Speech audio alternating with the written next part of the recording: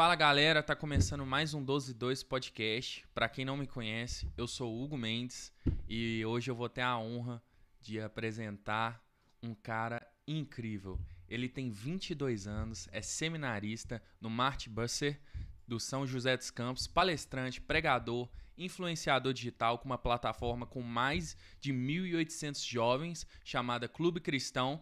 Então recebam aí João Pedro Maia.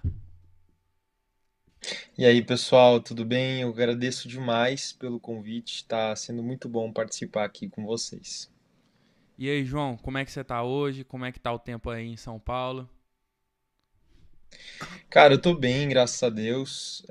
Aqui tá um tempo doido de fica quente durante o dia, aí chega um períodozinho da tarde, cai uma chuva doida e diminui a temperatura. Todo dia a mesma coisa. Meu Deus, cara, aqui em Belo Horizonte tá um calor sem igual. Tá parecendo que a gente tá na Bahia. Sério. Sem igual. Nossa. E, Eu, cara, eu fui pra aí foi semana passada que eu fui pra aí. Eu senti um pouco desse calor aí. Mas eu peguei um tempo de chuva, fui um pouco mais pro interior também, então uhum. devo ter ficado um pouco melhor nessa questão da temperatura aí. Mas eu percebi um pouco do sofrimento de vocês aí. Esses dias eu fui fazer missão no Vale de Jequitinhonha e, cara, misericórdia, lá tava muito quente, parecia que tinha um sol pra cada pessoa ali. Tava muitíssimo quente.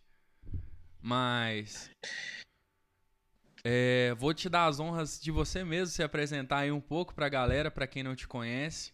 E vai passar a conhecer o cara fantástico que você é, cara. Por favor, se apresente aí um pouco. Foi muito breve as nossas palavras aqui. Muito breve que a gente conhece de você. Então, se apresenta aí pra nós.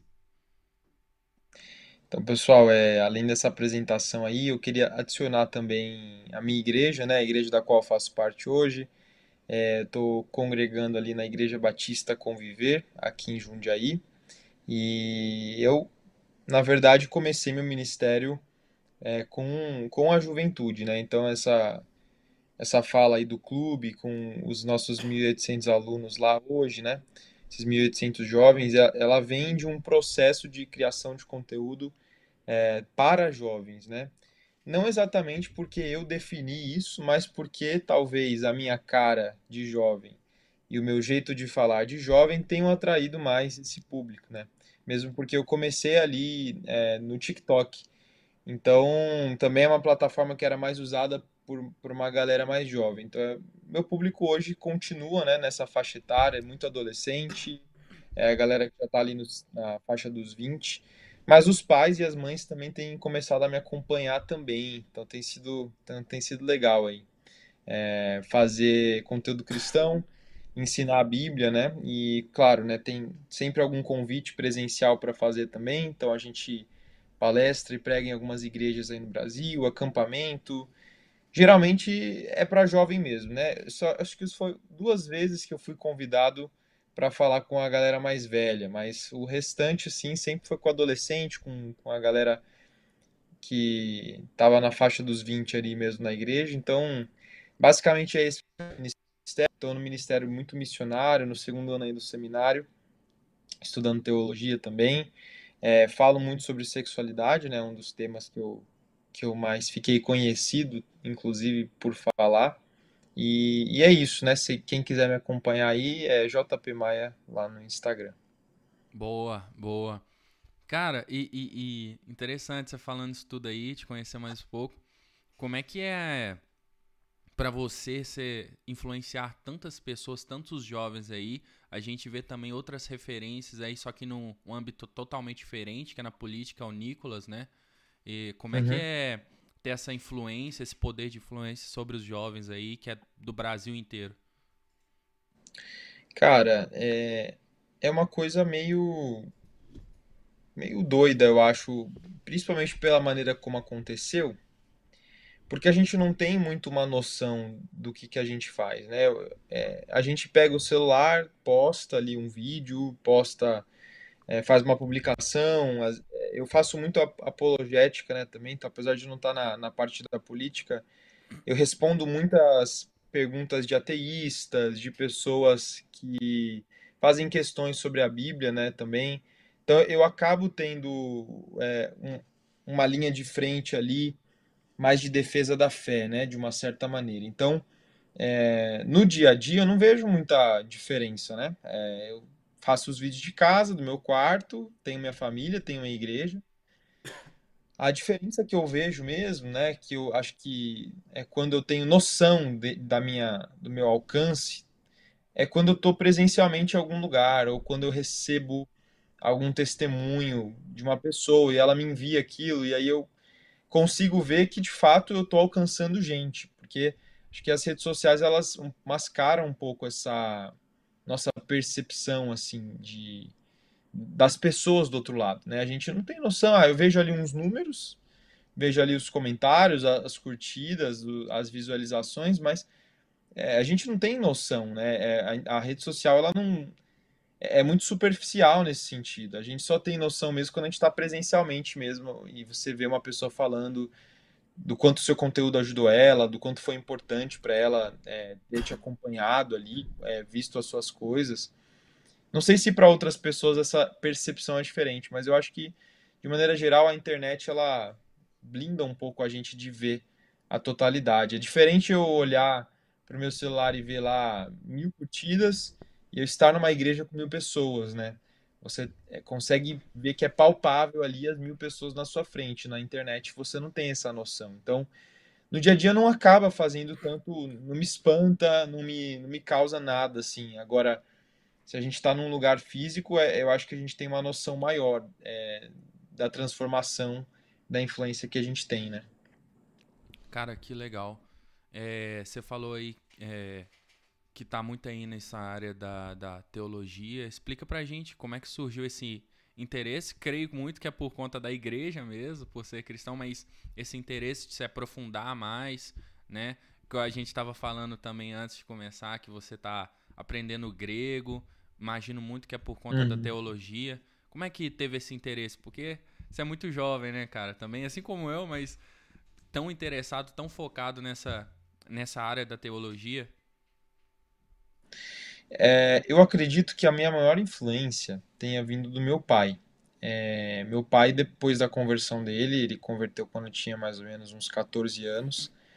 Ele converteu e ele começou a estudar teologia. Não sei se esse interesse, não sei exatamente de onde veio esse interesse do meu pai. Ele sempre gostou muito de estudar, mas eu comecei a ver ele estudando e me interessou, porque ele comentava comigo sobre o que ele estava aprendendo, ele sentava lendo a Bíblia e me explicava algumas coisas. Então, num certo período da minha adolescência, eu ainda não era convertido ali, eu vi meu pai estudando teologia e aquilo foi, na verdade, um dos meios de aproximação meu e dele, né? Então, hoje a gente é muito próximo, principalmente nessa área ministerial da minha vida, né? A gente se aproximou muito por isso, por essas questões teológicas. Questão de ter assuntos em comum e esse tipo de coisa.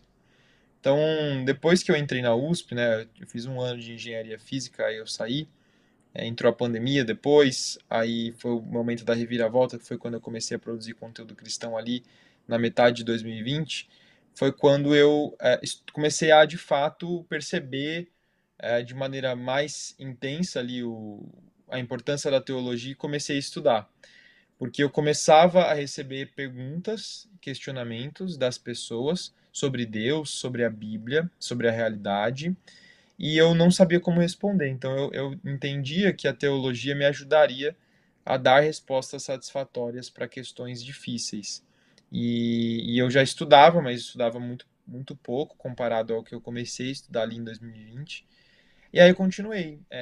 Então foi muito começando com meu pai, mas o boom foi quando de fato eu comecei a criar conteúdo na internet. E aí, como eu não sabia falar de tudo, e eu vi os questionamentos das pessoas, eu sempre fui muito estudioso, sempre me interessei muito nos estudos de maneira geral, eu quis procurar saber e responder essas questões. Então eu continuei na teologia por isso. E aí o estudo formal veio depois, como uma maneira de me aprofundar mesmo naquilo que eu já estava fazendo em casa, né? Já comprava alguns livros, já via alguns vídeos, alguns artigos, mas eu comecei mesmo, de fato, a perceber essa necessidade de uma teologia mais profunda com algumas conversas com pastores, teólogos que eu conheço, principalmente com o Jonas Madureira, e ele me direcionou para o seminário, numa conversa que a gente teve lá.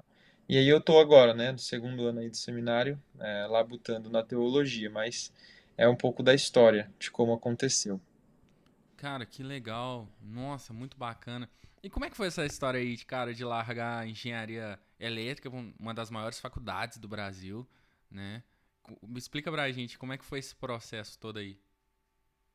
Ó, desculpa, Então, engenharia física, né? engenharia física, mas ela é muito parecida também com Uhum, elétrica e com engenharia de controle e automação também, uhum. ela é parecida. Ela é meio que uma junção das duas, assim. Legal. A gente considera que é um curso até mais complicado, porque tem muito poucos engenheiros elétricos no Brasil, né? Engenheiros físicos, confundindo também de novo agora. Mas, basicamente, eu queria muito fazer engenharia. No ensino médio, eu gostava muito de exatas, de matemática, química e física. Só que eu fazia técnico em edificações, então eu queria ser engenheiro civil. Mas eu me decepcionei com o curso, em um dado momento ali, e eu acabei querendo ir para outra engenharia. Eu não sabia exatamente para qual eu iria. Eu gostava muito de tecnologia, de construção de tecnologia. E um dia o professor de física nosso lá na sala, ele falou sobre engenheiros físicos que construíam celulares. E aí eu falei, poxa, eu gosto muito desse mundo de celular, de tecnologia e tal, de videogame até, eu gostava bastante. E aí fiquei depois da aula ali perguntando para ele sobre como é que era esse curso. E aí eu me interessei, eu falei, então vou querer fazer. Aí descobri que tinha na Unicamp e na USP, eu acabei passando na USP. Naquele mesmo ano ali, era final do ano, terceiro médio, eu estava bem perdido ali do que eu ia fazer. Acabei entrando de última hora ali na USP, já tinha feito minha inscrição. Eu acabei passando na prova e fiz um ano. Mas foi um ano de decepção para mim também. Primeiro porque eu entendi que eu não gostava de exatas como eu pensava que eu gostava, no sentido de viver estudando exatas, apesar de eu ser muito bom e modéstia à parte, por ter passado sem cursinho, de uma escola pública, eu realmente gostava muito, eu era bom assim, né? Eu gostava do ensino médio, mas aí descobri que não gostava tanto assim, a ponto de permanecer fazendo o que eu estava fazendo ali. E aliado a isso também teve um projeto social de um professor nosso lá, o Carlos Chig, e ele tinha falado para a gente construir um robô, levar em algumas escolas públicas. E quando a gente levou esses robôs nessas escolas, né, e a gente viu a situação carente das crianças, aquilo despertou meu coração para a ajuda de pessoas. Então eu queria ajudar pessoas carentes. E eu comecei a fazer alguns projetos sociais por fora, comecei a levantar um dinheiro, ajudei umas instituições da minha cidade, umas instituições da cidade da minha avó, nesse meio período de um ano ali, 2020, 2019, 2020. E eu falei, cara, esse curso não é para mim. Eu acho que eu nasci para ajudar pessoas. Eu quero fazer essas ações sociais. Até então eu não entendia muito o meu chamado ministerial, mas foi basicamente por isso que eu saí. Então eu quis mudar de curso. Eu queria fazer relações internacionais, Legal. porque geralmente você trabalha como diplomata, você pode trabalhar em ONG. Então eu queria trabalhar em ONG, era a minha Uhum. ideia. Então, tipo, vou fazer relações internacionais. E aí eu acabei não passando e fazendo cursinho para tentar entrar na USP de novo em relações internacionais. E aí no meio do ano foi quando eu comecei a produzir conteúdo cristão, aí minha vida mudou. Então foi uma reviravolta, assim, faz pouco tempo, né? Se você pegar, a gente está no começo de 2023 agora, foi na metade de 2020 que eu desisti de voltar a fazer um curso de exatas, né, mesmo, assim, algo voltado para exatas. Teve uma época que eu queria marketing, mas aí depois eu voltei para a ideia de relações internacionais. Eu estava meio confuso ainda ali, Uhum. mas aí também chegou a pandemia, mudou tudo. Mas aí o conteúdo cristão, na metade do ano, veio para tirar todas as minhas dúvidas de que, na verdade, a minha ajuda de pessoa seria no sentido espiritual da coisa e não só no sentido social. Então, Legal, cara. foi bem nesse sentido.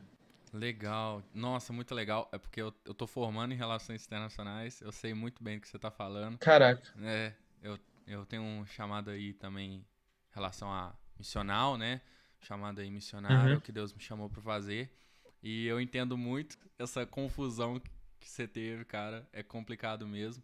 Eu vejo que hoje relações internacionais não é o que eu vou seguir como carreira, né? Uhum. Tô terminando por obediência, mas a minha mãe, mas creio muito que é nessa área de ajudar pessoas também, não só socialmente, mas espiritualmente. Então, que legal Uhum. compartilhar, saber que tem jovens também que compartilham da mesma ideia, viver intensamente e 100% para a obra de Deus, né, cara? Amém. E, cara, deixa eu te perguntar, você falou que não era cristão antes. Conta essa história aí, no início, quando você tá falando que via seu pai, como que foi essa parte da sua conversão e quando foi o boom do seu chamado, você fala assim, cara, realmente Deus me chamou pra isso. É isso que eu nasci pra fazer. Eu não nasci em lar cristão, né? Então eu tenho um histórico de uma família católica nominal, por assim dizer.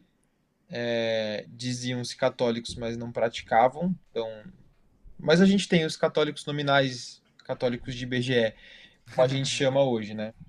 E, e basicamente, também tem muito protestante evangélico hoje assim também, mas enfim. Na época lá, meus pais eram casados, eles me tiveram, eu sou o primeiro filho, e não cresci em igreja, então não tinha referência nenhuma, né? Até que Uhum, minha mãe me ensinava umas orações, às vezes, assim, algumas coisas, mas nada que eu fosse instruído de fato na Bíblia ou algo nesse sentido, né? uhum, Eu até, na verdade, nem falava com Deus, não. Eu tinha uma oração para um anjo da guarda, alguma coisa assim. Então não tinha uma relação com a fé cristã. Até que minha mãe converteu. Ela foi convertida em 2008, eu acho. 2007, 2008, ali naquele período eu tinha uns 7 anos. uhum, E foi ali quando a minha irmã mais nova nasceu. E minha mãe começou a levar a gente para a igreja. Meu pai ainda nessa época não era convertido. Mas depois a gente passou uns 7 anos na igreja, sem que meu pai estivesse junto com a gente. E voltou quando meu pai ele converteu, eu tinha uns 14, eu acredito. E naquela época ali eu já não gostava muito de igreja, não. A gente passou por altos e baixos com a igreja, assim. A gente acabou de encontrar uma igreja saudável, que a gente vê a palavra de Deus sendo pregada mesmo, mas a gente passou, cara, de 10 a 12 anos numa realidade muito doente de igreja. uhum, Então, que nos fez muito mal no sentido teológico da coisa mesmo, porque não tinha palavra nessas duas igrejas que a gente fez parte nesses 12 anos. Até um pouco menos, vai, vou colocar uns 8 anos aqui. Mas eu ainda não era convertido, porque eu não ouvi o evangelho, né? Eu estava numa igreja que se dizia igreja, mas que não pregava o evangelho, até que eu cheguei no ensino médio, conheci uma menina que era cristã, a Rayane. Ela foi muito importante para mim. Ali meu pai já era convertido, tinha uma certa influência do meu pai já para querer as coisas de Deus, porque se não fosse talvez a conversão do meu pai, eu não me interessaria. Mas ainda assim não era nada, eu quero Deus, não era muito nesse sentido. E a Rayane, essa minha amiga da escola, ela me influenciou muito para o sentido positivo da coisa. Ela era convertida já, ela já ia à igreja, ela tinha uma vida cristã de verdade. Então ela foi muito importante para mim nesse sentido. Tive uma outra amiga também nesse período, a Andressa, que me ajudou muito. Eu ainda era muito novo assim nessas questões básicas da Bíblia. E elas me ajudaram muito. Também tinha uma outra Lívia, isso tudo no ensino médio, né? Fui uhum, muito direcionado lá. Comecei a participar de célula lá na escola, isso no primeiro ano. Aí no segundo ano continuei, mas ainda não tinha tido meu encontro com Jesus, assim. Foi no terceiro ano do ensino médio que eu estava no YouTube assistindo abri a página ali, aí eu vi um vídeo recomendado da Roberta Vicente, e aí ela estava falando sobre salvação. E aí nesse dia que ela estava falando sobre salvação, ela leu Isaías 53. E quando ela leu Isaías 53, foi ali que eu tive meu encontro com Jesus. meu Deus. E aí a partir daquele dia, eu acredito que foi algum período de março, abril ali de 2018. Então tinha 17 anos, agora eu tô com 22. Então faz 5 anos mais ou menos. 4 anos e alguma coisa, quase 5 anos da minha conversão. E aí foi ali que teve esse momento de fato assim, nossa, agora eu entendo o plano de salvação, agora eu entendo quem é Jesus, agora eu entendo quem é Deus. Isso é uma verdade para mim, é uma verdade para o meu coração. E ainda não tinha certeza de chamado ministerial, nunca rolou isso em mim, mas a partir da minha conversão, algumas coisas começaram a acontecer. Eu comecei a querer estudar mais a Bíblia, estudei, comecei a ler, fazer meu devocional lá, me interessava muito em querer falar sobre a vida cristã, mas isso mais com os meus amigos, né? Eu não sabia ainda fazer isso na internet. Fazia, postava alguns textos, alguns stories falando de devocionais que eu estava fazendo, mas ainda me sentia muito desencorajado, tinha algumas pessoas que me zoavam nessa época também. Essa coisa de amigo que zoa quando você começa a postar na internet. Uhum. E aí o chamado veio depois da faculdade. Então, primeiro ano de conversão foi o terceiro ano do ensino médio. Aí eu entrei na faculdade logo em seguida. E depois da faculdade, no outro ano, então foi o terceiro ano de conversão, eu tinha começado a entender o meu chamado ali para o ministério, né? Para o Uhum. ensino da igreja. E aí continuo até hoje, né? Então, de 2020, que foi quando eu tive mais convicção desse chamado, porque eu comecei a postar conteúdo cristão ali. Eu tive uma experiência com Deus no meu quarto também. Eu fiz uma oração pedindo para Deus me ajudar, porque eu estava muito confuso sobre o que eu ia fazer. E eu queria que Deus me ajudasse a entender, porque muitas pessoas falavam para mim que eu devia pregar o evangelho e que eu devia falar de Jesus na internet, porque eu já produzia conteúdo lá no TikTok, mas eu não fazia conteúdo cristão.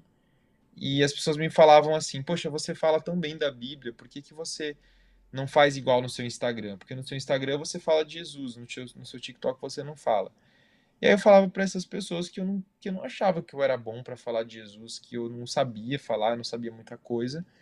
Mas foram vários encorajamentos seguidos e seguidos por meses de muitas pessoas. Pessoas que nem são conhecidas, que eu nunca mais vi na vida, inclusive, mas que Deus usou ali para me direcionar. Até que chegou esse momento onde eu postei meu primeiro vídeo com muita vergonha e muito medo. E foi meu primeiro vídeo falando sobre a Bíblia, sobre Jó, inclusive eu me lembro até hoje desse vídeo, e foi o meu vídeo que viralizou na internet. Ele chegou em 2 milhões de pessoas, Nu. aí todo mundo começou a compartilhar, o pessoal começou a me seguir no TikTok, começou a me ter como uma referência de cristão do nada ali, então foi muito assustador nesse começo, porque nossa, mas gente, eu não sei falar nada, como assim? Vocês já estão me vendo como uma referência cristã, né? E aí continuei postando, e todos os meus vídeos foram viralizando, lá no TikTok, lá nessa metade de 2020. E eu fui fazendo vídeo de oração, vídeos de palavra, várias coisas assim. No final do ano eu tava chegando em 1 milhão de seguidores lá. Cheguei em 1 milhão no começo de 2021, só falando de Bíblia, só falando de Jesus, assim, só falando do Evangelho. E foi ali que eu entendi cada vez mais, na medida em que o tempo passava, desde julho de 2020 ali, que Deus tinha me chamado para ensinar as pessoas. Eu Uau. entendi aquela resposta da quantidade de pessoas que estavam sendo edificadas, dos testemunhos que eu estava recebendo, como uma maneira de Deus dizer que Ele estava fazendo através de mim. E aquilo ali também preenchia muito um propósito no meu coração. Eu ficava alegre de ver os resultados, o fruto daquilo que eu estava fazendo na internet. Mesmo sem ganhar R$ 1 da internet naquele momento. Então, não foi nenhum incentivo financeiro, não foi nenhum incentivo econômico, foi um incentivo espiritual e emocional até da coisa. Assim, eu estava me sentindo realizado e eu via que ali eu conseguia exercer os meus dons que eu não sabia que eu tinha, dom de ensino, para edificação de milhões de pessoas no mês, porque eu tinha uma média de 6 milhões de visualizações. Então, era muito legal ver o crescimento das pessoas, o quanto elas podiam ser edificadas e através do meu conteúdo. E foi mais ou menos nesse período que surgiu o conteúdo de sexualidade também, que eu vi que ajudou muito, muita gente. Comecei a ser convidado para palestrar, mas aí já é outra parte da história. Que legal, cara. Nu. Então foi muito rápido também, né? Você converteu ali, já teve um boom na internet. Os Sim, processos foram muito rápidos, né? De se conhecer da sua sim, identidade em Jesus foi muito rápido. E, cara, fala pra galera aí também que tem o desespero, né? de saber quem é, a identidade em Deus. A gente sabe que isso leva um processo. Não quer dizer que foi rápido, Uhum, que não foi menos trabalhoso. Teve uma parte de um esforço muito grande seu para se autoconhecer em Deus, para saber quem Ele é. uhum. Fala pra galera assim, o uma palavra de motivação para eles mesmo, né? Sobre se encontrarem em Deus. O que você pode falar aí para eles? Com relação a essa coisa de identidade, de quem nós somos, né? Eu tive, na verdade, muita dificuldade. Eu acho que esse ano, 2023, é o ano em que a minha identidade ela tá mais sólida, no sentido de que não é qualquer coisa que está abalando o meu senso de quem eu sou. Porque a identidade responde à pergunta, quem eu sou, né? E quando a gente vai falar, por exemplo, você pode falar, eu sou um homem, né? E aí, ser um homem faz parte da sua identidade, de fato. Mas muitas coisas atacam essa nossa ideia do que é ser um homem. Então, muitos meninos podem estar sofrendo com a identidade nesse sentido de se sentir homens, porque na escola eles aprendem que para ser homem você tem que ser o cara que mais pega mulher, por exemplo. Então, se você Uhum. não pega muita menina, você não é homem assim. Então, você se sente ferido na identidade. Você não sente que é tão homem assim. Eu lidei com essa questão da identidade de modo complicado, principalmente na área da produção de conteúdo mesmo, né? Eu colocava a minha identidade no fazer. Então, e provavelmente também veio aí daí minhas questões com engajamento na época, era uma tentação muito grande de pensar que porque eu estava tendo um engajamento tal que a minha identidade em Deus de sou mais amado por Ele aqui, sou amado por Ele, era alterada, né? Então, num mês que eu tivesse mais visualizações, eu estaria agradando mais a Deus, e se eu estava agradando mais a Deus, Deus me amava mais. Se eu tivesse tantas visualizações, então eu não estava agradando tanto a Deus. Eu baseava a minha relação com Deus nessa performance dos números, né? Então, a minha identidade estava completamente baseada nisso, de que eu precisava performar para ser. E eu não entendia que eu já era e por isso a performance ela era uma coisa secundária, né? Performance no sentido de fazer. Então eu fazia, eu deveria ter entendido isso, não entendia na época. Eu tenho que fazer porque eu sou e não fazer para ser. Então o fato de que eu já era resgatado, amado por Deus, que eu já era filho de Deus, isso não era tão claro para mim. Eu ainda trabalhava para merecer essas coisas e para ser essas coisas que eu já era.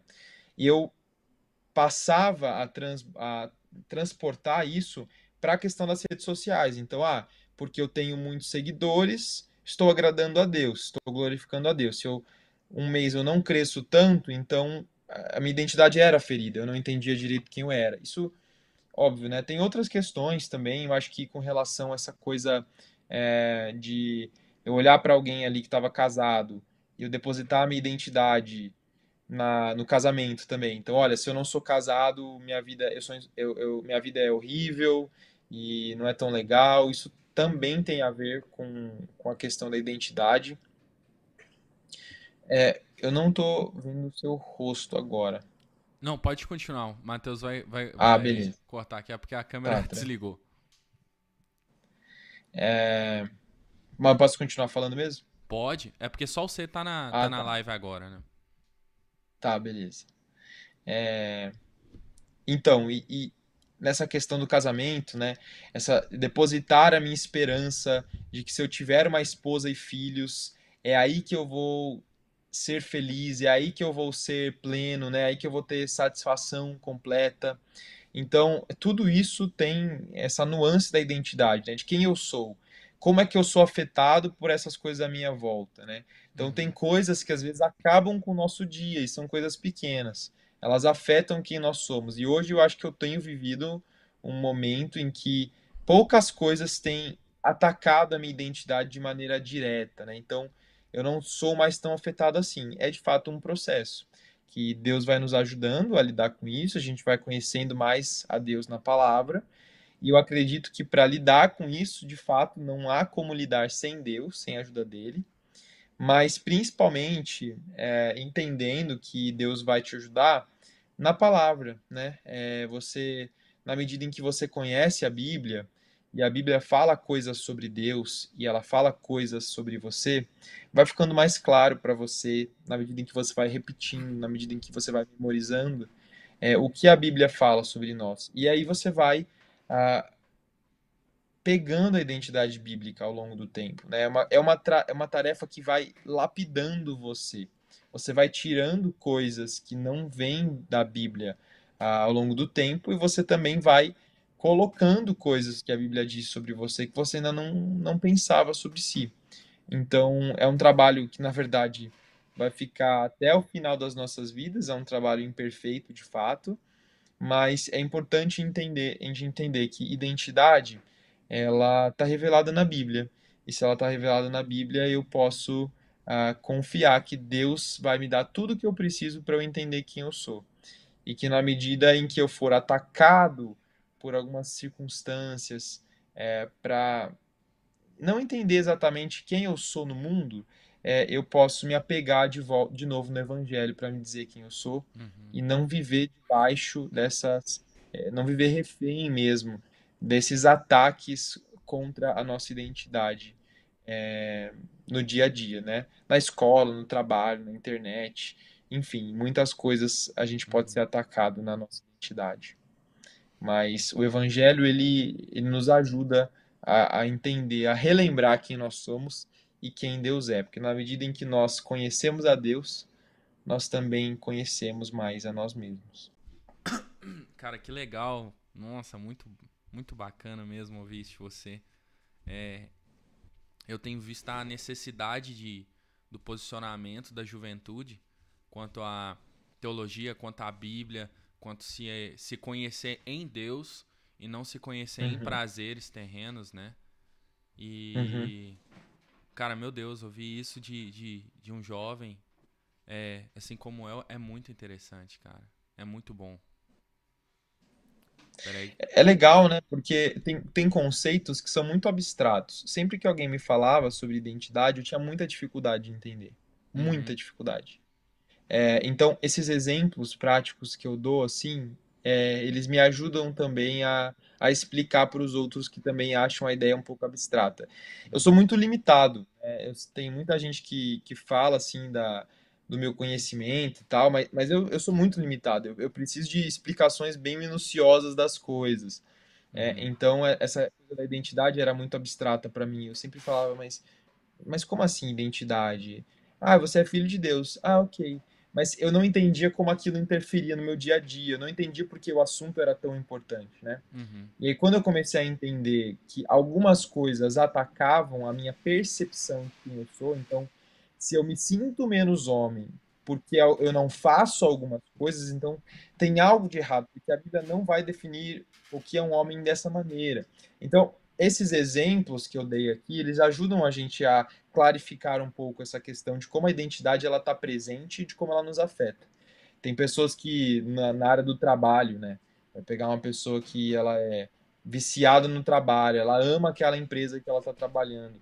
Sim. Se ela deposita a esperança e a identidade dela ali, né? Então, se ela é mais ela por causa daquele trabalho, na medida em que ela perder aquele trabalho ou for demitida, talvez ela até fique com uma crise existencial, porque ela depositou sobre o trabalho dela expectativa de quem ela mesma é, para definir ela num sentido último, né? Não Uhum. que o trabalho não faça parte de quem nós somos, mas muitas pessoas vão colocar ele num lugar de definição muito maior, muito fundamental. E aí isso vai, obviamente, afetar a pessoa, porque na medida em que o trabalho não estiver tão legal assim, a vida dela vai ficar horrível. Na medida em que ela for demitida, ela vai ficar com uma crise, porque a vida dela estava depositada em cima daquele trabalho. Então, Exatamente. a ideia de quem ela é se rompe, porque para ela ser quem ela é depende daquele trabalho. E ela precisa entender que ser quem ela é depende de quem Deus diz que ela é.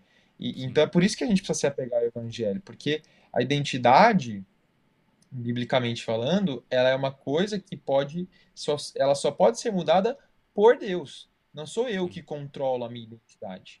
Da mesma maneira que uma pessoa pode dizer meu corpo, minhas regras 70 mil vezes, e o corpo dela continuará sendo as regras de Deus, ainda que ela nem acredite em Deus.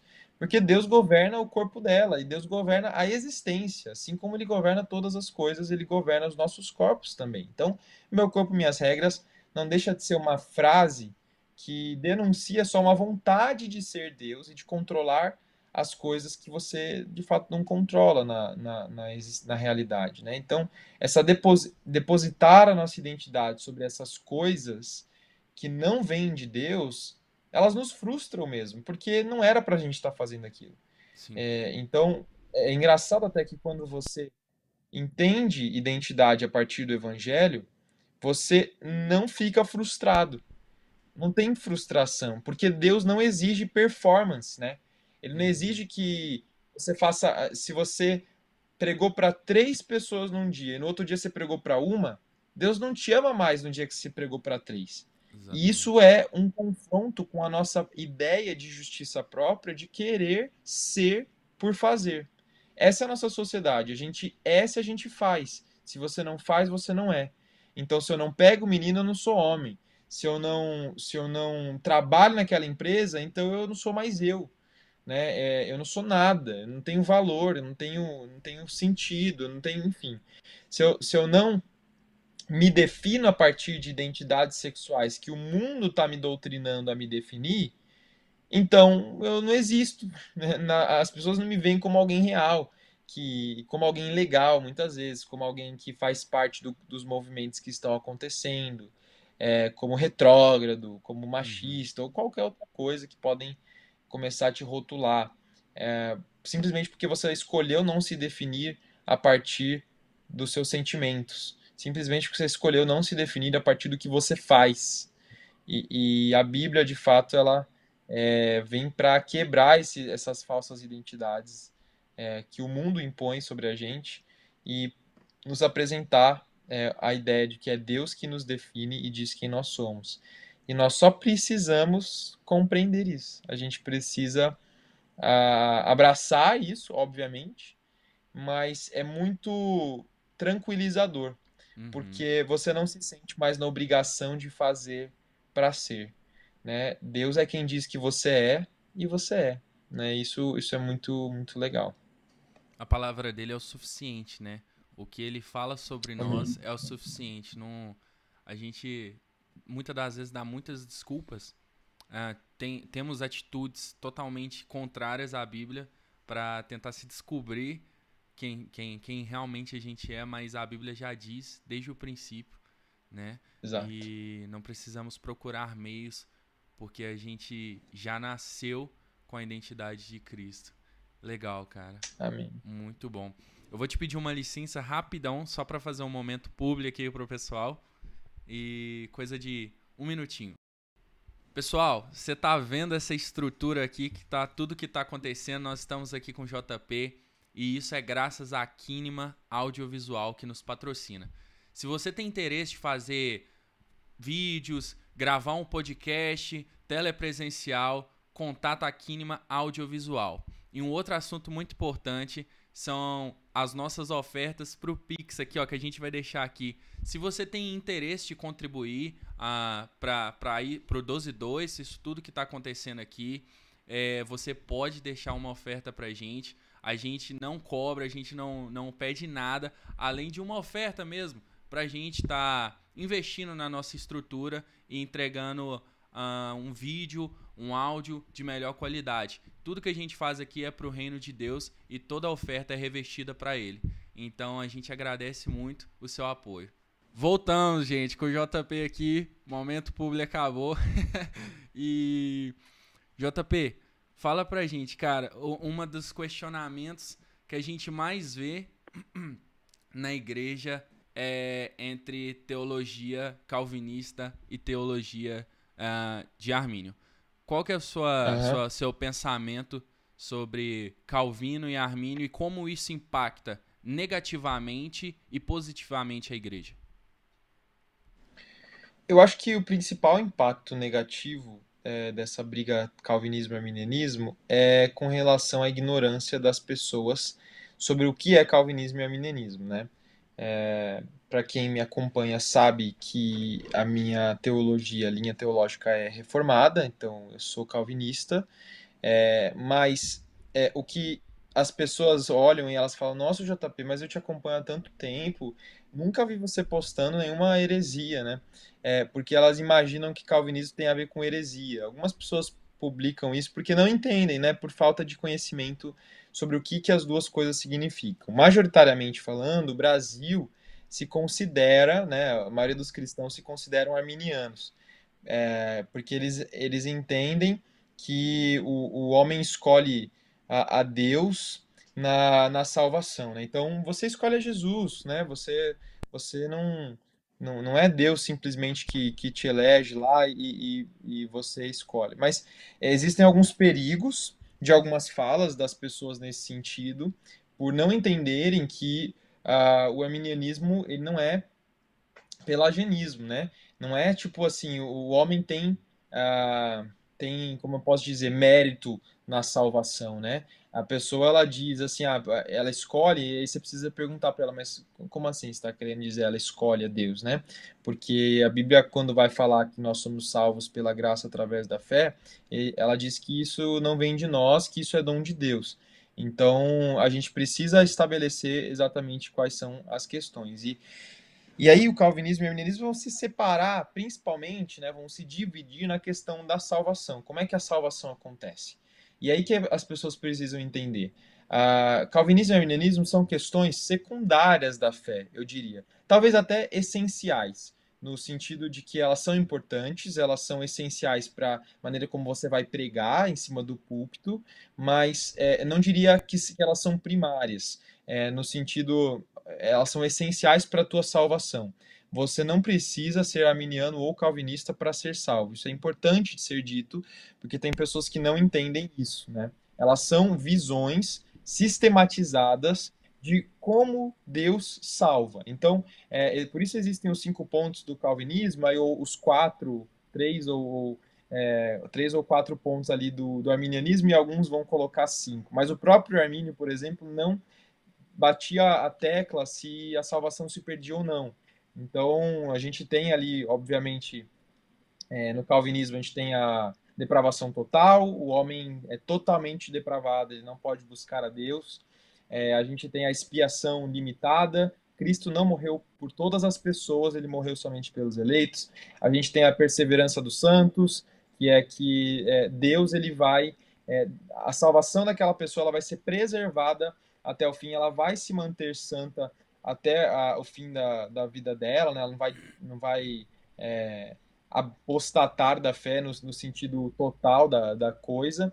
E aí a gente tem do outro lado no arminianismo, agora eu não vou citar todos, né, aqui para a galera, mas no arminianismo a gente tem algumas contraposições nesse sentido, de que, por exemplo, Cristo ele ele tem a oportunidade de que todos sejam salvos, porque o sacrifício dele foi de fato para todas as pessoas.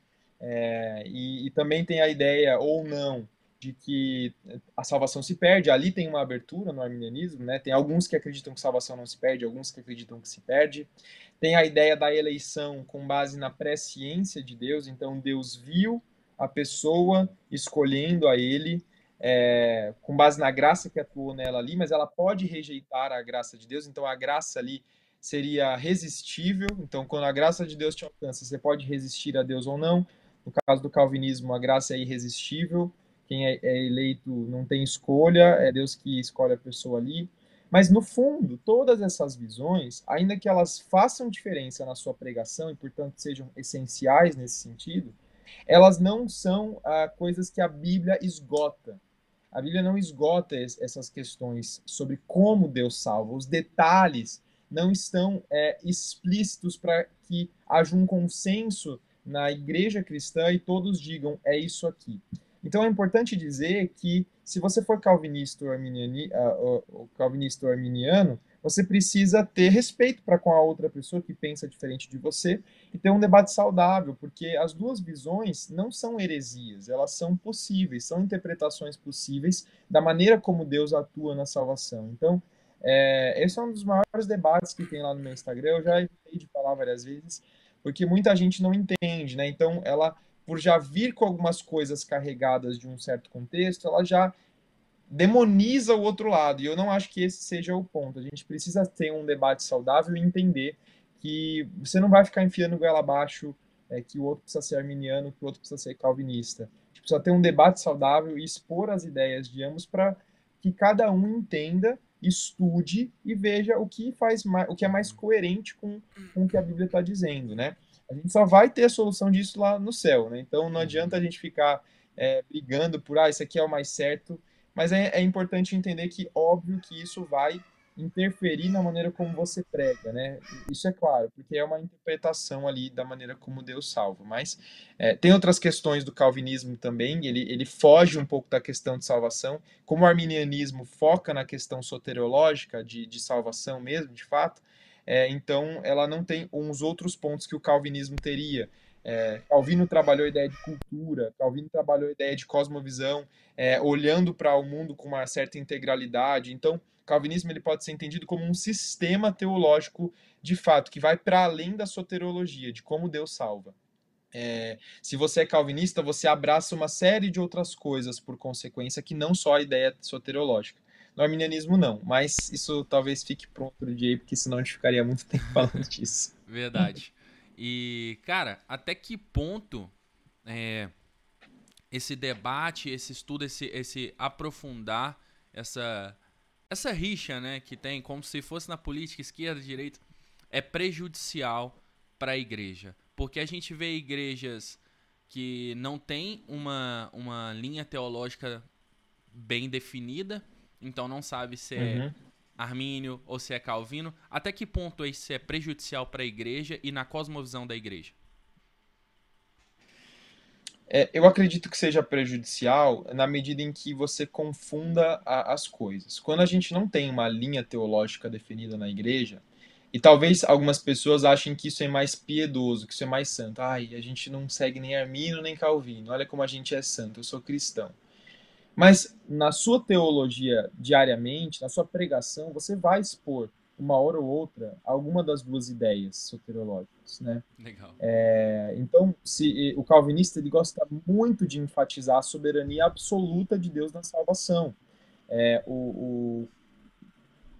por outro lado, o arminiano ele vai entender que o homem tem participação na salvação, mas ele não recebe glória na salvação. A participação que ele teria seria a partir de algo que Deus já faz nele ali. Então, os dois eles colocam a questão da soberania de Deus em alta, em voga, né? Mas o calvinista ele vai fazer isso de uma maneira absolutista no sentido da salvação, né? E talvez no púlpito o pastor nem perceba isso, mas ele vai expor uma das duas linhas ali na hora, né? Dependendo de alguma leitura que ele faça, do texto de João 3,16, do texto que ele vai fazer de Efésios 1, ele vai pregar e vai estar expondo para a igreja ali, inevitavelmente algum tipo de linha teológica. E quando a gente não tem isso definido, eu creio que o problema é que às vezes a gente pode se confundir.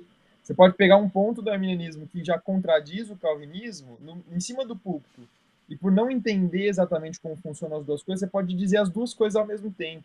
É, por exemplo, que Jesus morreu por todos, mas que aí ele só morreu pelos eleitos. De alguma maneira você pode confundir isso ali na pregação, dependendo do texto que você estiver pegando e na maneira como você for pregar.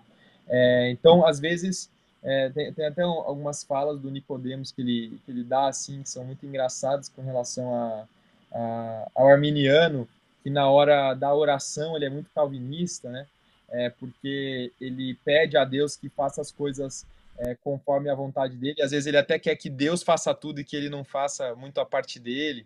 Então ele dá essa ênfase muito grande para a soberania. Óbvio que são piadas, né, que a gente Uhum. faz aí nesse sentido.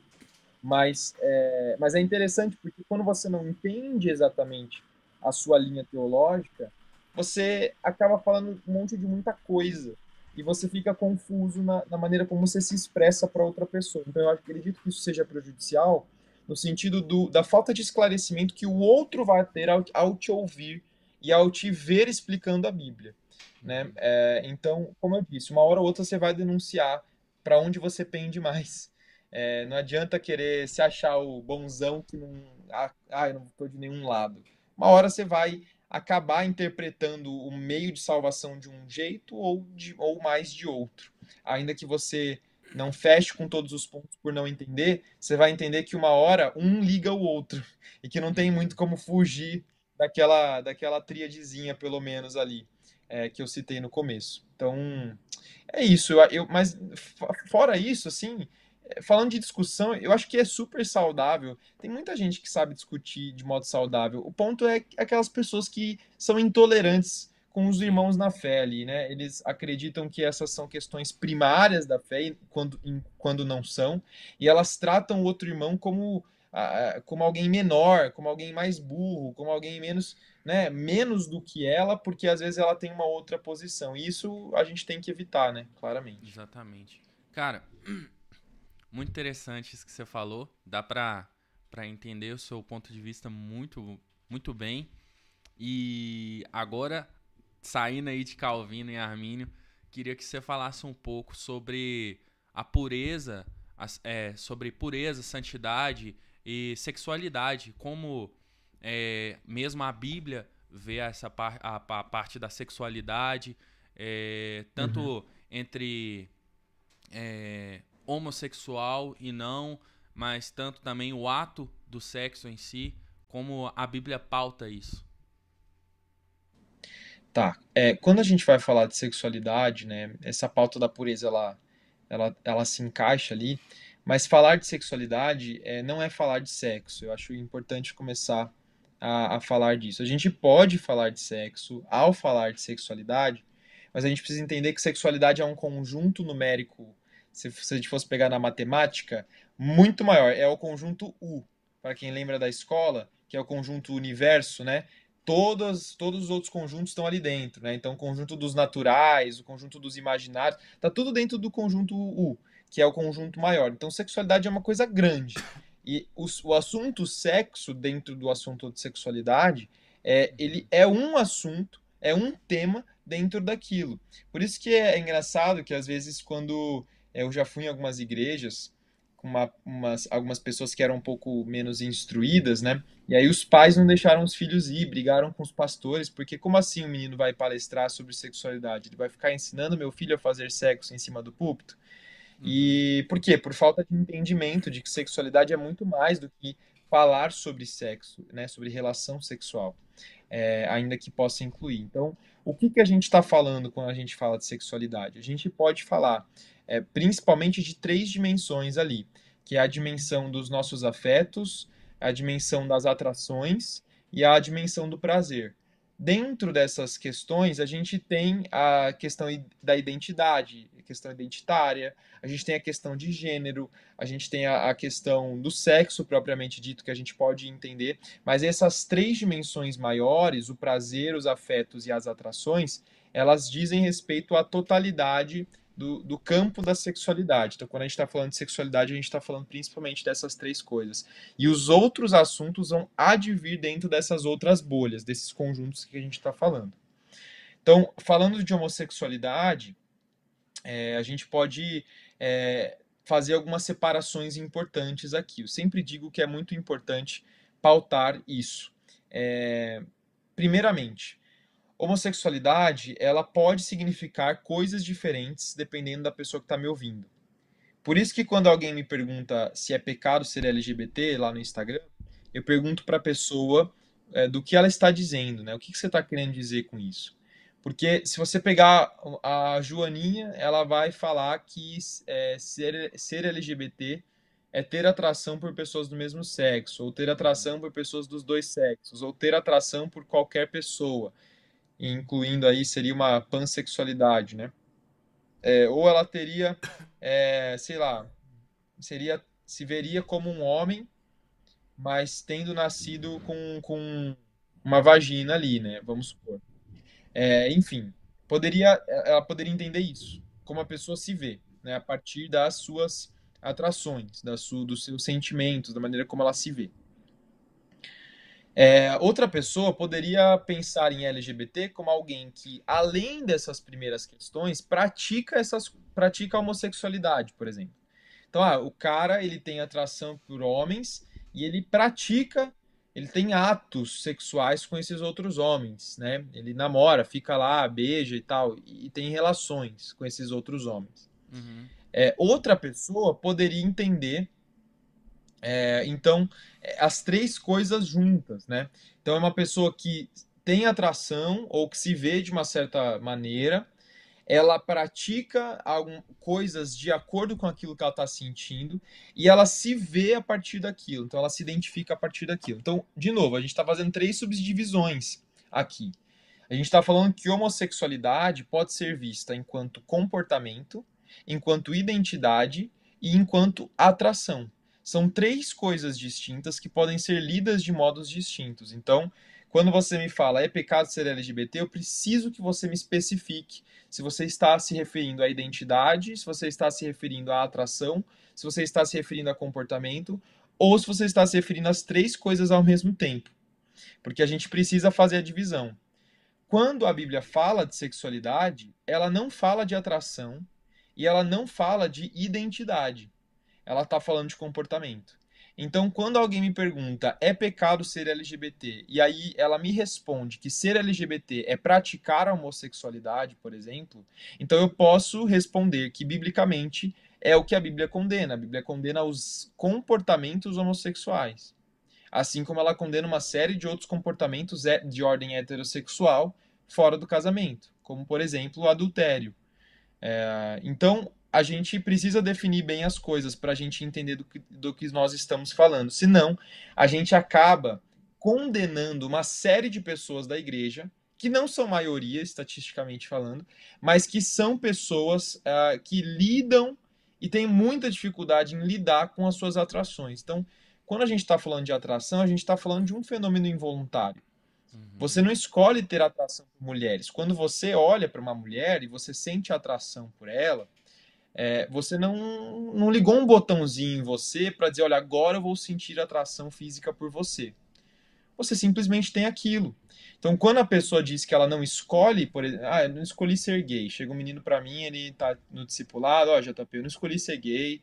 Eu não sei porque que Deus me fez assim. Aí a gente começa a destrinchar para entender sobre o que ele está querendo dizer com aquelas coisas. Como assim você não escolheu ser assim? O que você está dizendo? Você está falando do seu sentimento? Você está sentindo atração por meninos? É isso? Isso, estou sentindo atração por meninos. Eu não escolhi isso. Ok, realmente você não escolheu. O cara não acordou um dia e falou, eu quero sentir atração por homens, né? É isso que a gente tem dificuldade de entender. Na igreja, você fala assim, não, a pessoa escolheu aquilo. Você fala, mas escolheu o quê? Ela escolheu sentir atração ou ela escolheu se comportar daquela maneira? Porque uma coisa é o sentir, outra coisa é o agir de acordo com aquilo que eu sinto.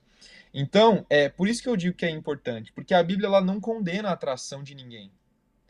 A gente vai ter que conviver com atrações e todos nós, quem tem atração hétero, quem não tem atração hétero, vai ter que conviver com atrações que não gostaria de ter de lidar todos os dias e dizer não para aquilo, né, que Deus chama de pecado. Então, se você estiver casado, se estiver com a sua mulher ali do lado e passar uma mulher bonita por você, e você olhar para aquela mulher te vira atração, né? Você vai sentir atração por ela. Você vai escolher continuar com a tua esposa, você vai focar em outras coisas para não pecar e focar naquela mulher que acabou de passar por você.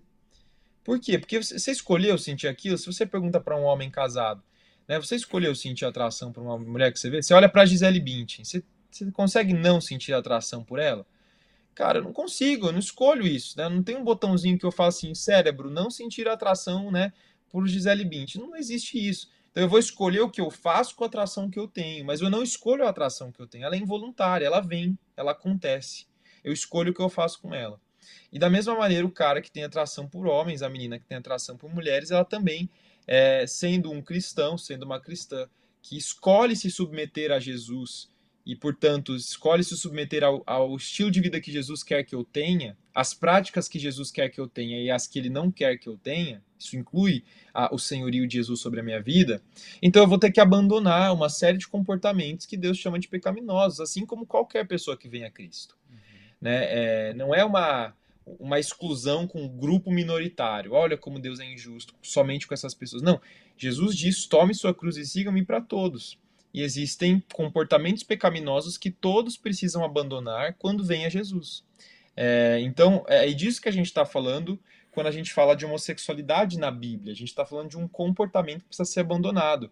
Quando Paulo está falando isso em 1 Coríntios 6, a gente lê em algumas traduções ali, é os efeminados e os sodomitas, né? Tem gente que acha que efeminado é a pessoa que é afeminada, né? São duas palavras que mudam um pouquinho ali o sentido, mas na verdade, se você pegar no grego, no original, Paulo vai estar falando de um comportamento pecaminoso atrelado à prática, né, de fato, homossexual.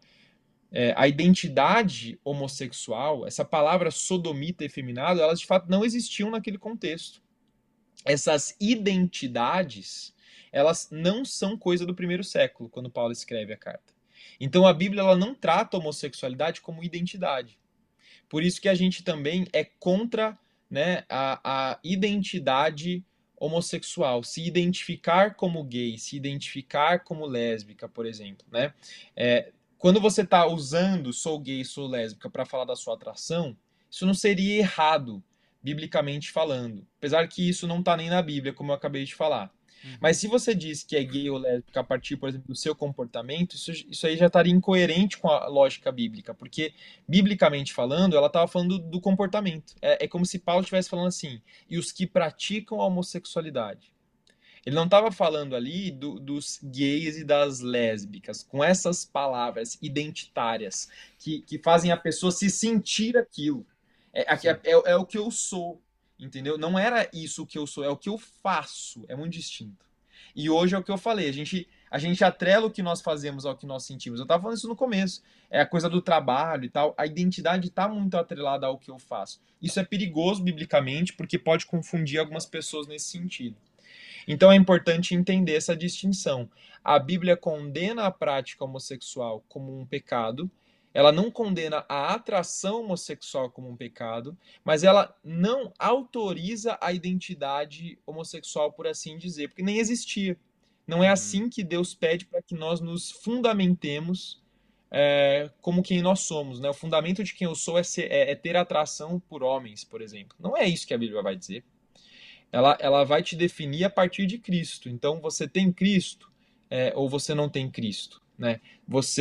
Até no Antigo Testamento, tinha o justo e o ímpio, que era uma figura muito utilizada para identificar. Isso era uma identidade. Isso é uma identidade, ímpio e justo. Né? Aquele que é justificado por Deus é aquele que ainda está debaixo da ira de Deus, da condenação. Então a Bíblia vai definir as coisas dessa maneira. Óbvio, né? Que uma hora ou outra a gente vai falar hétero, a gente vai falar homossexual, sempre querendo talvez se referir à atração, e vai ser inevitável usar isso, porque nos dias de hoje tá todo mundo falando, né? Não dá pra gente querer também pessoas que têm atração pelo mesmo sexo. Cara, é uma frase até muito confusa para alguns, não confusa, mas muito grande, assim, você fica, vou falar gay mesmo, né, por exemplo. Uhum. Enfim, mas não são identidades reconhecidas pela Bíblia. Então é importante fazer essas três distinções aí. E com relação à pureza, que você tinha me perguntado, cara, tem muita coisa que eu posso falar sobre pureza, né, com relação às questões sexuais. Eu acho que principalmente uma grande luta dos jovens hoje é com relação à pornografia e masturbação. Eu falo bastante desse assunto lá também.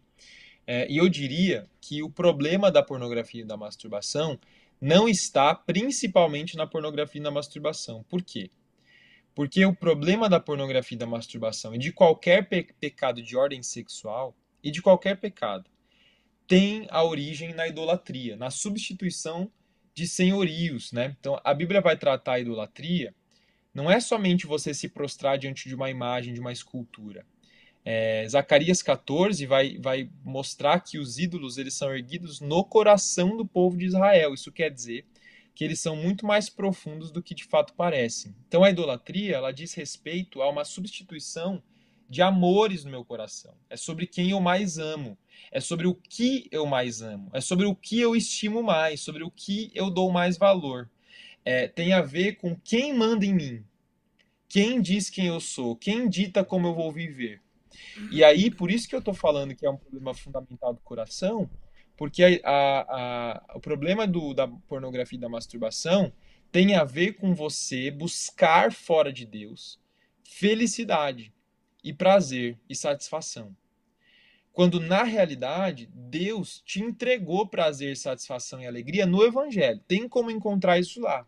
Mas você, por às vezes não ouvir que existe alegria, satisfação e prazer no Evangelho, e também pela ideia de que no pecado você tem mais prazer e mais alegria do que no Evangelho, então as pessoas se confundem muito e elas acabam vivendo daquela maneira mesmo. Então, pô, JP, minha dose diária de felicidade é o momento em que eu estou ali pecando mesmo na pornografia. Né? E aí eu vou para a igreja e me parece que tudo é muito uma coisa chata. É aí que a gente entra na questão do prazer, né? Da sexualidade. Por quê? Porque as pessoas elas entendem que o evangelho é como se a gente tivesse uma história de um menino que está com fome e faltam 15 minutos para servir o almoço, né?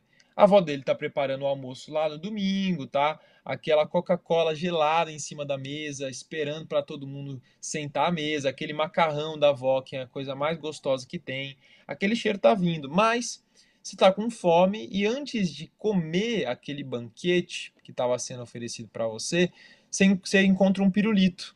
Aí você pega esse pirulito e você começa ali, aquele negócio te dá um açúcar, te dá uma alegriazinha. Você se contenta com aquele pirulito, mas você troca o banquete que é te nutrir, você troca aquele almoço maravilhoso por uma porcaria no meio do caminho. Então, o pirulito ele é a pornografia. O pirulito é a masturbação, ele é todo o pecado sexual que vai ser condenado ali na escritura. E a proposta do evangelho não é para que você abandone esse prazer de baixa qualidade, essa porcaria que o pecado te traz como prazer. Te dá prazer, mas é um prazer porcaria, é um prazer ruim. É como se você trocasse o pirulito e sua avó te dissesse que não ia mais ter almoço e você fosse para o jejum. Então, eu converti aqui, agora eu tô com Deus, e agora eu vou ter que abandonar a minha vida no pecado. Eu vou ter que abandonar uma série de comportamentos pecaminosos. E então agora eu vou ver uma vida triste, uma vida vazia. Porque tá bom, Deus é legal até, mas poxa, a minha vida no pecado me dava muita alegria, me dava muita felicidade. Eu era muito satisfeito naquela minha vida de pecado. A proposta do evangelho não é essa, nunca foi. A proposta do evangelho é para que a gente largue o pirulito, porque tem uma mesa farta nos esperando. E essa mesa farta que está nos esperando é o próprio Deus. É a pessoa de Deus. E quando eu digo pessoa de Deus, estou querendo dizer que Deus é uma pessoa e não que Deus é uma única pessoa. Eu sempre falo isso, as pessoas às vezes confundem. Então, as pessoas de Deus, né? Pai, Filho e Espírito. Uhum. Então, é você encontrar em Deus tudo aquilo que o pecado projetava sobre o que Deus poderia te dar, mas não conseguia te dar na plenitude. É você entender que o pecado projeta um prazer que ele nunca vai se comparar ao prazer que Deus pode te dar. Mas como assim, JP? A pornografia me parece ser essa máxima experiência de felicidade e de prazer que eu já tive. E aí eu digo para essa pessoa, é porque você ainda não experimentou Jesus. Uhum. Porque na medida em que nós experimentamos Jesus, o pecado perde o sentido. Ele É. perde a razão de ser. Porque o brilho que ele antes tinha para nós não é mais o mesmo. Nós fomos encontrados por um brilho maior na Uhum. pessoa de Deus. E principalmente na pessoa de Jesus, que é quem Paulo vai descrever lá em 2 Coríntios 4, que é aquele que de fato nós vimos a glória. Nós vimos a Uhum. glória de Deus na face do Filho, na face de Jesus. Então é na medida em que eu olho para Cristo e eu encontro nele esse brilho que o pecado não podia me dar, essa satisfação, esse prazer que o pecado jamais seria capaz de me dar, mas que me prometia que podia me dar, como o próprio Deus, somente o próprio Deus pode me dar, é que eu entendo que essas coisas de fato perdem a razão de ser, que elas perdem o sentido e eu deixo de praticar. Então, uma vida de santidade, ela não é uma vida de santidade como se da porcaria você fosse ao jejum. Então agora você não vai mais ter alegria, você não vai mais ter satisfação em Deus. Pelo contrário, você aprende a ter alegria e satisfação de uma maneira que você nunca, jamais foi capaz de experimentar no pecado, porque ele não é capaz de te dar o que Deus pode te dar. E isso é representado por uma proposta de Deus, que não é uma proposta de sofrimento e de dor. Olha, abandona o pecado, que você vai ter que viver uma vida triste e com pouco prazer. Não. abandona o pecado que eu vou te dar uma vida muito melhor e mais satisfatória do que você tinha nele. É agora que você vai experimentar a verdadeira e a plena satisfação em Deus. Você não vai experimentar a satisfação que o pecado podia te dar, é, porque ele te dava um prazer de baixa qualidade, ele te dava porcaria, te dava o pirulito. E agora eu vou te dar o banquete, eu vou te dar aquilo que te nutre de verdade. Eu vou te dar aquilo que vai fazer você ficar o resto da tarde, né, por assim dizer, né, vamos dizer assim, você vai ter um prolongamento, não é uma coisa que te sacia ali em minutos. É um negócio que te sacia, te nutre de verdade, né? Uhum. Então, isso é uma diferença importante. Eu sempre digo para as pessoas que pureza na Bíblia não é incentivada mediante um medo de ir para o inferno. Pureza na Bíblia não é incentivada mediante uma proposta de, olha, cara, você vai ter que sofrer mesmo, a vida vai ser difícil, mas pelo menos você vai ter o céu. Um dia. Um dia você vai ser feliz, de verdade. Agora você não vai ser feliz mesmo, tá tudo bem, mas larga essa felicidade do pecado e anda com Jesus que um dia você vai ser. Não é essa a proposta. A proposta do Evangelho é para que você abandone o pecado e tenha algo melhor. É para que você tenha algo que ultrapassa aquilo que você achou que era a máxima experiência de prazer e de felicidade que você tinha. E isso poucas pessoas falam, porque a proposta é de expulsão de um antigo afeto por um novo afeto. É amar a Deus sobre todas as coisas e satisfazer-se em Deus e, portanto, glorificar a Deus na medida em que eu me satisfaço nele. Uau. O John Piper tem uma frase que ele diz que glorificar a Deus não é o propósito do homem meramente. Nosso propósito é glorificar a Deus enquanto nos satisfazemos nele. Uau. Então, a proposta do evangelho não é simplesmente assim, ó, você vai ter que fazer um monte de coisa porque Deus precisa ser glorificado. Esse é o propósito da tua vida. Não. É na medida em que você glorificar a Deus, você glorifica mais a Deus quanto mais satisfeito em Deus você é. Então, na medida em que você encontrar mais felicidade em Jesus, na medida em que você encontrar mais satisfação em Jesus, através de um relacionamento real e sincero e verdadeiro com Ele, entendendo a presença de Deus, se satisfazendo na presença de Deus, é aí que de fato você tem a glorificação em Deus de uma maneira muito mais elevada. Você glorifica Deus na medida em que você satisfaz em Deus. Então, eu corto uma laranja para a glória de Deus, eu vou para a academia para a glória de Deus, enquanto eu estou me satisfazendo em Deus. E nessa medida eu glorifico ainda mais o nome dele, porque eu estou sendo feliz com Jesus, como diz aquela música, daquele hino antigo lá da harpa, se eu não estou enganado. Sou Então feliz é com isso. Jesus. Sei. Exatamente. Legal, cara. Mano, que loucura. Muito. Ah, não sei nem o que falar. Acho que você já falou tudo, cara. Com relação à pureza, sexualidade, esses três fatores da sexualidade aí que você falou, muito interessante. Uhum. E. Cara, muito doido. E. Cara, infelizmente nosso tempo tá chegando ao fim. Mas. Antes disso, eu gostaria que você respondesse a algumas perguntas do pessoal que mandou lá no Instagram. É um momento bem Claro, breve, assim, que é pra gente também não estourar o seu tempo, né?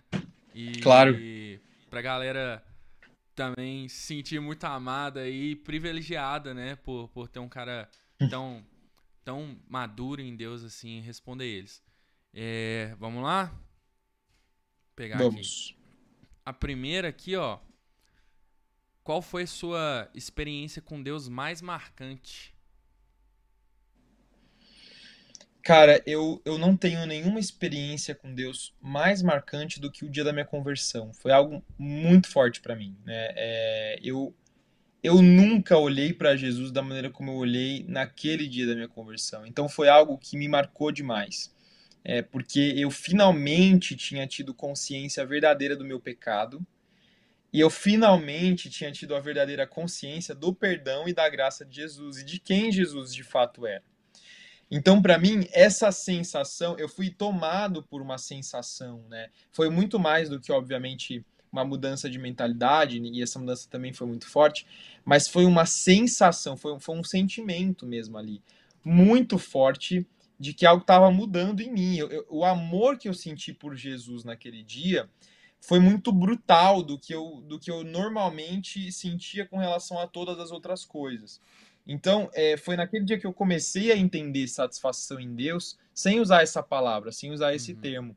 Então, para mim, aquele dia foi a minha maior experiência, porque eu vivi uma vida até então sem Deus, e aí eu fui encontrado por Jesus. Na medida que eu fui encontrado por Jesus, eu consegui ter consciência profunda dos meus pecados e me arrepender disso verdadeiramente, e olhar para Cristo e me apegar a Ele confiantemente de que Ele era meu Senhor e meu Salvador. Essa sensação, ela é indescritível, foi maior do que qualquer outra experiência que eu tive em algum culto ou que eu tive dentro do meu quarto, né? Que foram também algumas, mas essa foi a maior experiência, foi aquela que me marcou definitivamente, né?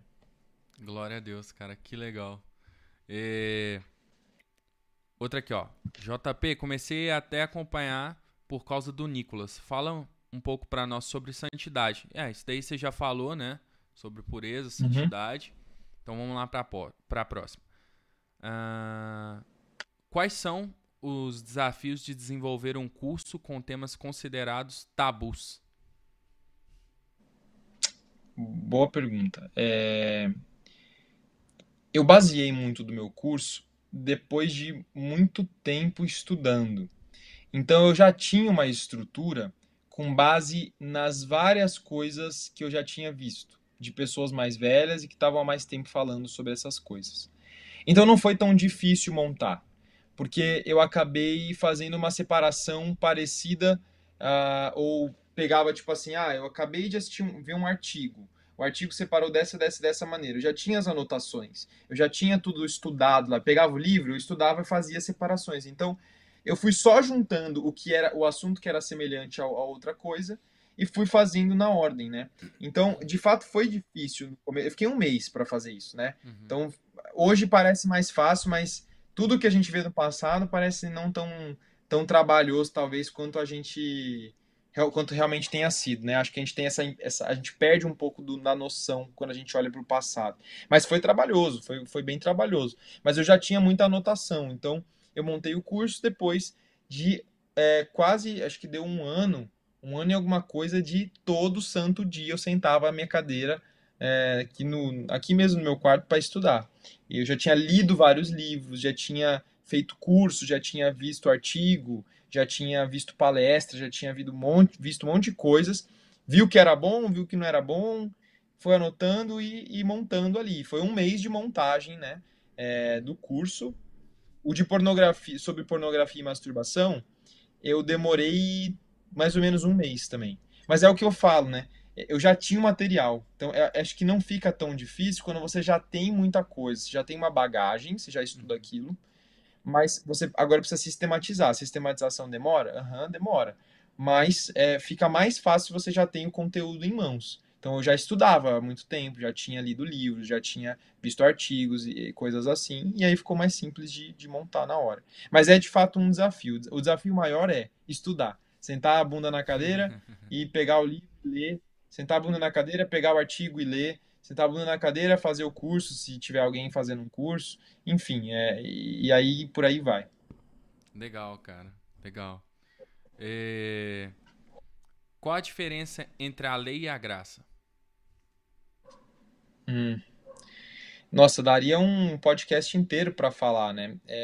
Mas Realmente. a lei, ela basicamente, se a gente for entender nesses termos, né? A lei ela nos aponta para o caráter de Deus, para a santidade de Deus e para o caminho que Deus deseja que nós vivamos, né? A Bíblia vai falar que Deus preparou boas obras para que nós de antemão andássemos nelas. Então, a vontade de Deus é que nós sejamos santos. E ele mostra as diretrizes dessa vida de santidade através da lei. Então, a lei vai dizer: ame a Deus sobre todas as coisas, ame ao próximo como a ti mesmo, como um resumo dos 10 mandamentos, por exemplo, que a gente for falar, mas a Bíblia é cheia de outros mandamentos, né? Isso tudo compõe a lei de Deus. É óbvio que a gente pode fazer uma separação aí de leis civis, cerimoniais, é, e de leis morais, e isso seria um pouco mais extenso para eu falar aqui, né? Mas se a gente pegar as leis morais de Deus, né? Não eram as questões cerimoniais das festas religiosas, não eram as questões civis de como o povo de Israel tinha que se organizar. Se a gente pega tudo aquilo que tem um caráter moral na Bíblia, que são mandamentos de Deus, então essas coisas são válidas até hoje, seja no Antigo ou no Novo Testamento, elas servem como uma diretriz para vivermos a vida cristã. É óbvio que elas não vão ter todas as minúcias da vida, mas elas servem para nós nos utilizarmos delas para vivermos as minúcias da vida. Então, a Bíblia não vai te falar se você tem que aceitar um emprego A ou B, mas ela vai te dizer para não roubar. Então, se o emprego B te exigir que você tenha que roubar, mentir ou fazer algo que seja considerado pecaminoso, então, obviamente, que você vai escolher o emprego A. Porque ainda que ela não tenha um versículo falando escolha o emprego A ou porque o emprego B não é bom.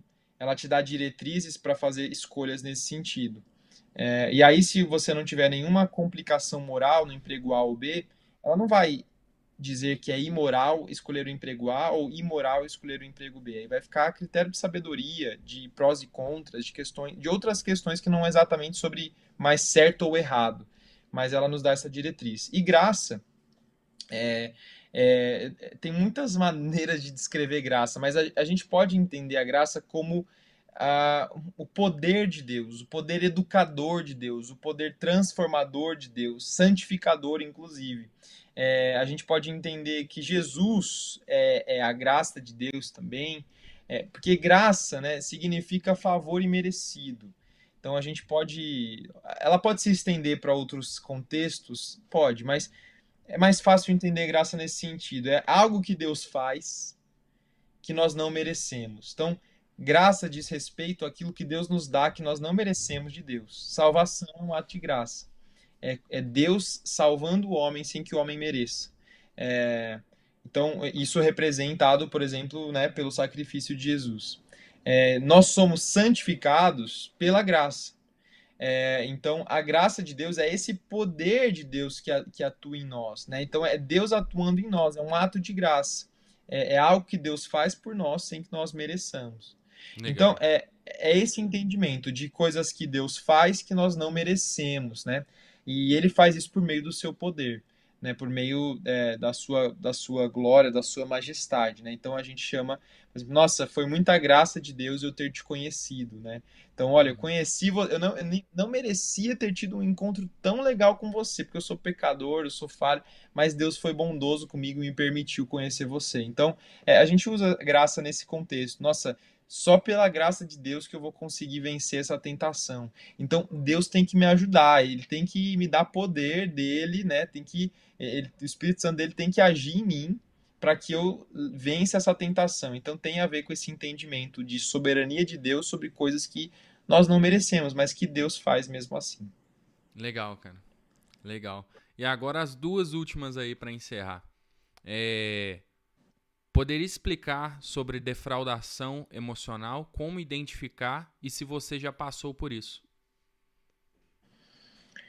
Já passei muitas vezes. É muito complicada essa questão de defraudação. A defraudação, em termos gerais, ela tem a ver com uma pessoa que gera expectativas sobre algo que ela nunca vai ser capaz de suprir. Então, falando nos termos da amizade, um amigo pode te defraudar, por exemplo, né? Mas a gente geralmente usa para o sentido de relacionamento.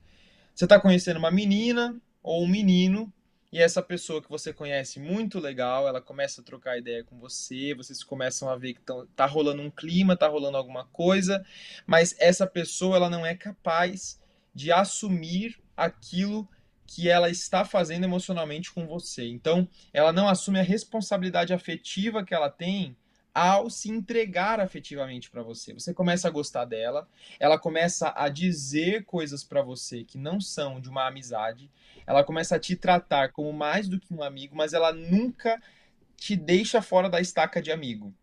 Então, no sentido de relacionamentos, é basicamente a pessoa que ela alimenta o desejo que você tem por ela faz com que você goste dela, ela gosta disso, isso faz bem pro ego dela, mas ela nunca vai tomar um passo além daquele que ela tá tomando. Então ela tá te manipulando emocionalmente, né?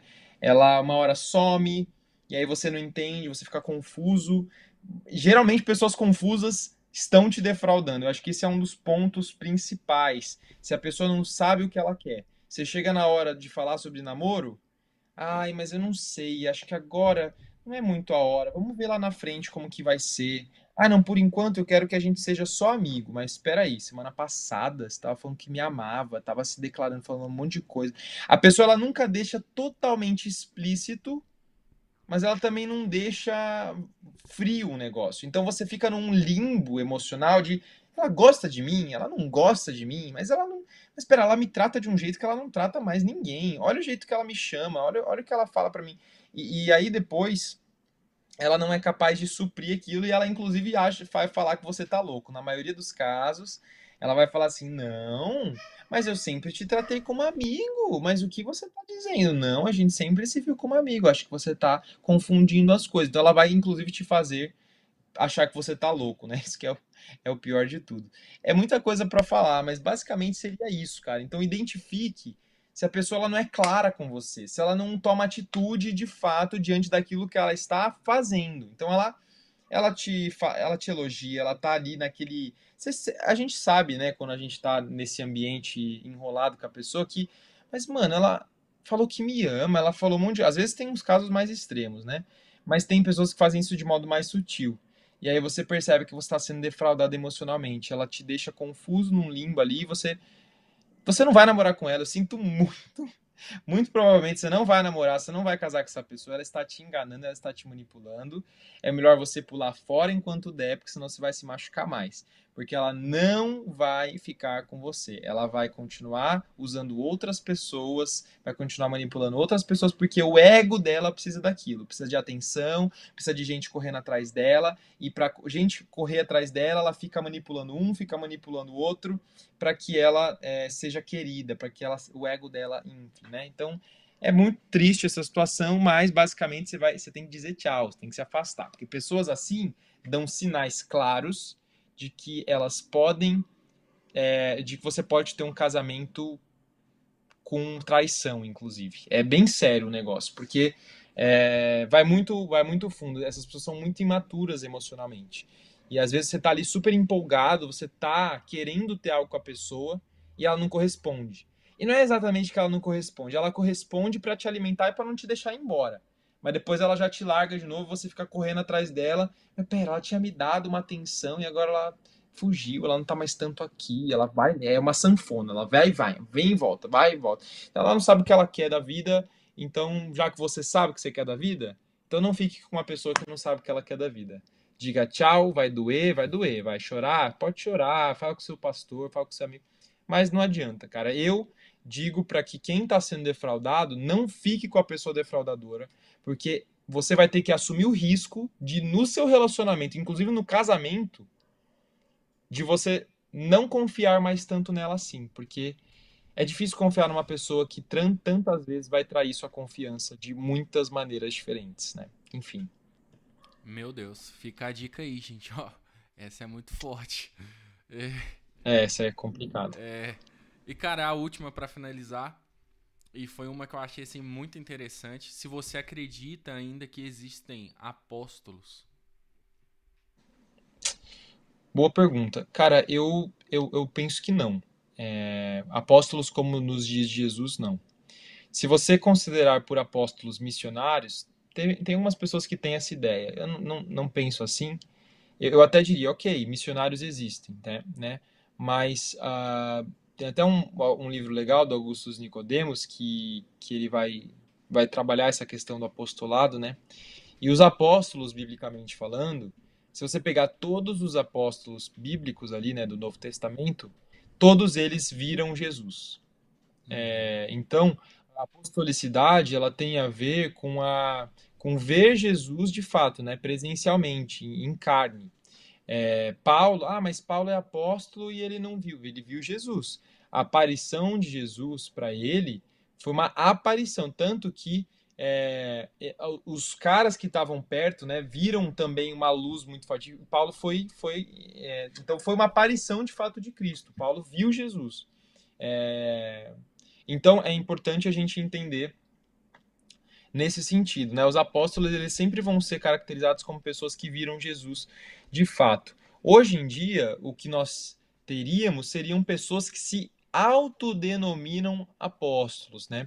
Nos tempos bíblicos, Deus era quem elegia os apóstolos. Então, a gente crê na Bíblia como palavra de Deus e a Bíblia vai dizer para nós que esses homens foram chamados por Deus. Você não vai conseguir falar para o Zezinho apóstolo hoje que como é que ele vai provar que Deus chamou ele, né? Então vai ser a palavra dele contra a palavra de Deus, por assim dizer, né? Como é que ele vai provar que ele de fato é apóstolo? Eu não sou da linha também de ficar condenando essas pessoas, mas eu tenho uma cautela, porque quando a gente fala que a igreja é apostólica, né? E aí tem gente que fala, a minha igreja é apostólica para dizer que tem um homem que se diz apóstolo lá, né? Na realidade, a gente diz que a igreja cristã é apostólica porque nós nos fundamentamos na doutrina dos apóstolos, que é o que vai dizer em Atos.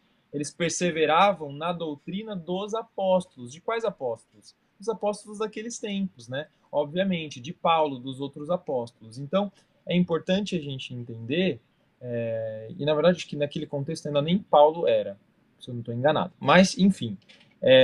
Mas é importante a gente entender que a Bíblia ela não parece dar margem para a existência de outros além daqueles. Então, a gente persevera na doutrina dos apóstolos. Quais apóstolos? Os apóstolos de hoje? Porque eles podem criar doutrinas nesse sentido. Ah, então, pera, a Bíblia é a autoridade suprema. A Bíblia fala sobre a autoridade dos apóstolos, os apóstolos que ela fala, eles escreveram livros, inclusive, né, alguns deles ali. Então, eu ficaria com essa posição de que eu não creio no apostolado hoje em dia. Eu não, como eu falei, eu não condeno, não acho que precisa ter uma briga assim, esse menino. Mas é a minha posição, é a maneira como a Bíblia me fala sobre apóstolos. Então, quando eu vou pensar em apóstolos, eu penso sempre nisso, que a igreja perseverava na doutrina dos apóstolos. E eu fico, tá, toda a doutrina que a gente tem vem da Bíblia. Então, quer dizer que se você se autodenomina apóstolo hoje, você pode criar uma doutrina que não esteja na Bíblia? E isso seria biblicamente correto? Eu não sei, fico pensando nisso. Então, é um ponto que eu tenho. E que também a Bíblia me diz que aqueles caras eram apóstolos. E hoje em dia, um cara chega e se diz apóstolo, mas eu não sei se eu vou reconhecer a autoridade dele como apóstolo, porque para mim o que a Bíblia diz é a autoridade suprema e ela fala daqueles lá. Enfim, vai sempre ficar nesse ciclo para mim. Eu não tenho um mega estudo nessa área, mas se eu fosse para dizer, o mínimo que eu estudei foi com relação a isso. Recomendo o livro do Nicodemos, talvez seja um bom livro para se aprofundar nesse sentido. Legal, cara. Legal, muito legal. E agora nós estamos chegando a uma parte muito chata, hein? Terminar. Meu Deus do céu, o papo foi tão bom te ouvir, cara. Mas eu já deixo o convite aqui para uma parte 2, né? Porque teve muito Amém. assunto que a gente nem abordou, muita coisa, não falamos de muita coisa. E já deixo o convite aí para você. E no mais, pedir pra galera acessar lá seu Insta. O link vai estar aqui na bio, o curso dele. E, cara, vamos lá apoiar, porque JP é genial e com um estudo aprofundado na Bíblia, eu creio que vai ser algo muito bom para a vida de vocês. E quem quer parte 2 Amém. comenta aí embaixo também, né?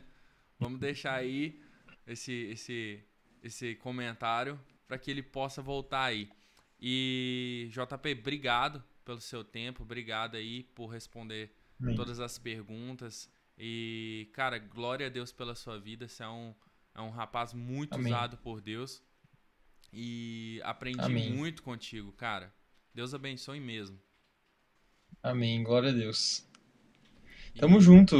Pra galera aí que tiver interessada, né? Eu tenho um curso sobre sexualidade, tenho um curso sobre pornografia e masturbação. Eles estão dentro da minha plataforma do Clube Cristão. Você paga R$ 24,90 por mês, é um valor muito acessível, né? Por 12 meses ali, o valor anual, ou R$ 249,90 à vista. Você vai ter acesso a mais de 15 horas de conteúdo gravado sobre pornografia e masturbação, então é muito mais do que a gente está falando aqui, de uma maneira extremamente mais aprofundada, abrindo a Bíblia, explicando as passagens bíblicas que vão nos ensinar sobre essas questões que eu falei hoje, e muito mais, né? Porque a gente tem aulas lá sobre existência de Deus, sobre ciência. A gente tem, cara, é uma infinidade de conteúdos de fato para quem quiser acessar. É oclubecristão.com.br / o clube, né? É assim que você vai entrar aí para conhecer o clube de mais pertinho. Pode pedir o seu dinheiro em até 7 dias de volta, se você não quiser, né, se não tiver gostado do conteúdo. Mas eu já vou adiantar que a gente não tem uma taxa nada alta de reembolsos. O reembolso que a gente teve algumas poucas vezes foram de pessoas desesperadas para. Ah, meu Deus, eu não vou ter o dinheiro. Eu acho que eu fiz uma decisão errada. E aí, até alguns outros até receberam dinheiro depois. Teve uns testemunhos bem legais, assim. Mas não com relação ao conteúdo. A gente sempre pergunta ao pessoal, mas espera, foi o conteúdo que você não gostou e tal? Essas 2 vezes que aconteceram esses reembolsos aí foram de situações financeiras da pessoa mesmo, não de fato do conteúdo. Então, a gente é bem seguro do que é dito lá, os comentários são legais, as pessoas gostam demais, e tenho certeza que você também vai ser muito edificado. É isso aí, gente. Então, não esquece aí de curtir, comentar e compartilhar, manda para um amigo. E mais uma vez aí, ô JP, obrigado pela sua presença. E vamos deixar aqui um grande abraço para o nosso público. E, gente, compartilha esse vídeo. Muitas pessoas têm que ouvir isso aqui, que foi divulgado, que foi falado. E é isso. Aqui a gente encerra mais um 12-2 podcast comigo, Hugo, e com o JP. Até mais, galera. Valeu, Abraço. pessoal, obrigado. Tchau, tchau. Tchau.